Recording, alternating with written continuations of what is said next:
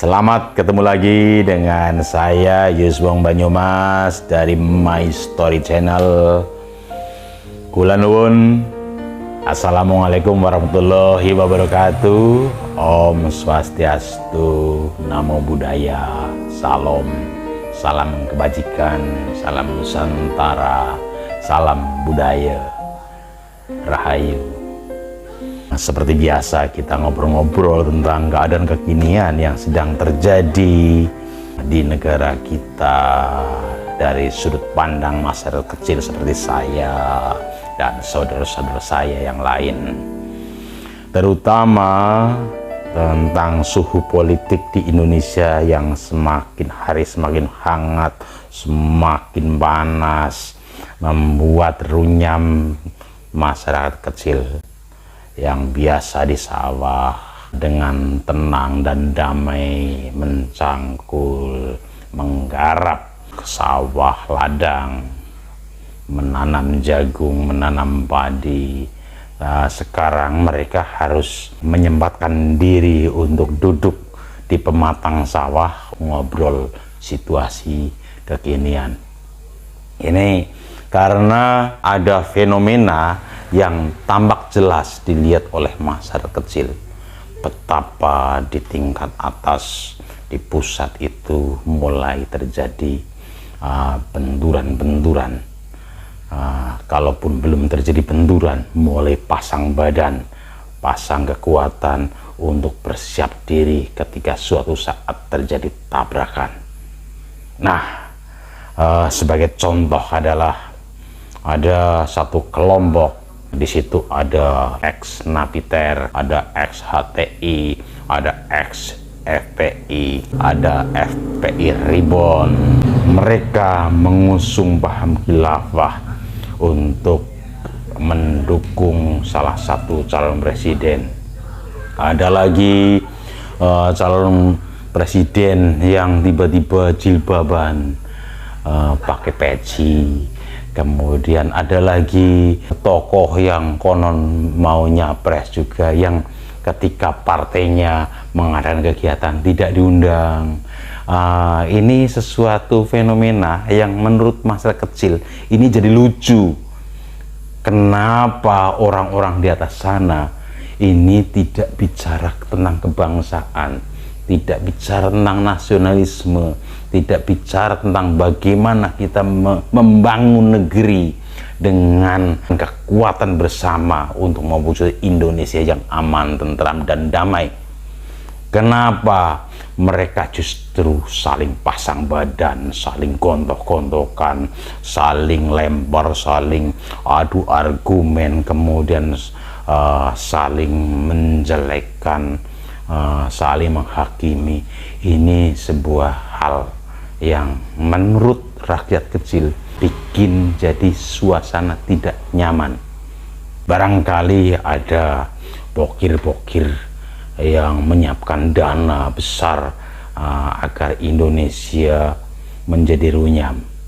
Tapi kenapa tokoh-tokoh yang mestinya menjadi guru bangsa, yang mestinya menjadi tokoh kebangsaan, ini justru ikut terjebak pada arus politik yang seperti itu? Kenapa kita tidak mencoba berpolitik secara dewasa? Kenapa kita tidak mencoba untuk berpolitik sesuai dengan amanat pembukaan Undang-Undang Dasar 45 maupun Pancasila?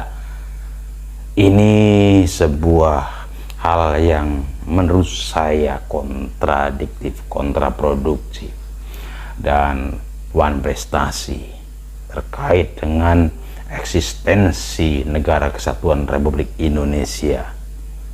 Kita sebagai bangsa yang memiliki dasar negara, memiliki pondasi, memiliki ideologi yang disebut Pancasila, kita mestinya semua akan berpulang pada Pancasila dalam konteks berpolitik.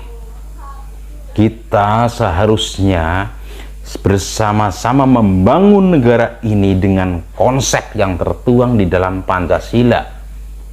Kita harus mampu menghindarkan diri dari kekuatan-kekuatan nilai-nilai asing yang nantinya justru akan melemahkan negara kesatuan Republik Indonesia.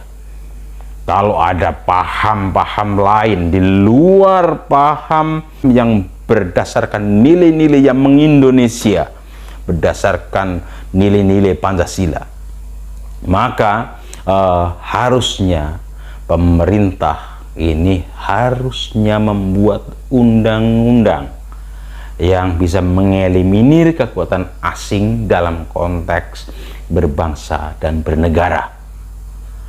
Ada kekuatan seperti khilafah, komunis, liberalis, dan lain-lain. Ini harusnya tidak ikut bertarung dalam ranah Pancasila, karena khilafah bukan Pancasila, komunis bukan Pancasila, liberalis bukan Pancasila. Pancasila itu nilai dasar yang tertuang dalam 5 sila yang diambil dan bersumber dari nilai-nilai ajaran leluhur, dinamika bangsa Indonesia yang sudah beribu-ribu tahun yang lalu menjadi sebuah kekuatan bersama yang bersepakat mendirikan NKRI. Dengan demikian, seharusnya nilai-nilai asing itu bisa dieliminir. Harusnya ada undang-undang yang mampu mengeliminir nilai-nilai asing seperti itu dalam konteks berbangsa dan bernegara. Kalau nilai-nilai asing itu bersifat untuk membumbui, menjadi lebih enak, untuk mewarnai agar lebih berwarna, ini menjadi kebaikan. Tapi kalau nilai-nilai asing itu sudah menghegemoni, mengkooptasi, mengimposisi dari nilai-nilai Indonesia, inilah yang dinamakan penjajahan. Inilah penjajahan kultural. Kalau kita untuk mengatakan ya dan tidak, benar dan salah, itu saja menggunakan dasar nilai asing untuk menyebut saya benar atau saya salah, ini kita sudah mulai dijajah oleh nilai-nilai asing. Artinya, mulai saat ini, untuk menentukan benar dan salah, iya dan tidak, kita harus didasarkan pada nilai kultur budaya bangsa sendiri, bukan pada bangsa lain. Oke, terima kasih. Kita sudah ngomong terlalu panjang, kita akan ketemu lagi pada saat berikutnya. Terima kasih, semoga bermanfaat. Merdeka!